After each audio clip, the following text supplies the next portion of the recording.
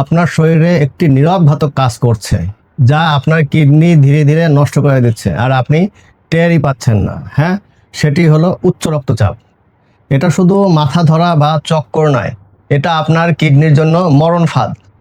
আজকে জেনে নিন কিভাবে উচ্চ রক্তচাপ আপনার কিডনি ধ্বংস করছে এবং কিভাবে আপনি নিজেকে বাঁচাতে পারেন। আমাদের কিডনির ভিতরে লাখ লাখ ছোট ছোট চাকনি থাকে। চিকিৎসা বিজ্ঞানের ভাষায় এগুলোকে বলা হয় নেফ্রন। এই নেফ্রনগুলোই আমাদের রক্ত পরিষ্কারের কাজ করে থাকে। কিন্তু শরীরে রক্তচাপ যখন অনেক বেড়ে যায়, তখন এই সূক্ষ্ম চাকনিগুলোর উপরে তীব্র চাপ পড়ে। অতিরিক্ত চাপের কারণে নেফ্রনের রক্তনালীগুলো আস্তে আস্তে শক্ত হয়ে যায়। এক পর্যায়ে এগুলো নষ্ট হতে শুরু করে, ফলে কিডনি আর শরীর থেকে বর্জ্য বা ময়লা বের করতে পারে না। এভাবে উচ্চ রক্তচাপ আপনার দুটি কিডনিকেই বিকল করে দেয়। তবে একটু সচেতন হলেই এই বিপদ থেকে বাঁচা সম্ভব। এর জন্য প্রধান কাজ হলো খাবারে লবণের পরিমাণ একদম কমিয়ে দেওয়া। বাড়তি কাঁচা লবণ খাওয়া আজই বন্ধ করুন, কারণ বাড়তি লবণ কিডনির উপরে চাপ সৃষ্টি করে। দ্বিতীয় কাজ হলো অলসতা দূর করা। প্রতিদিন অন্তত 30 মিনিট নিয়ম করে দ্রুত হাঁটুন।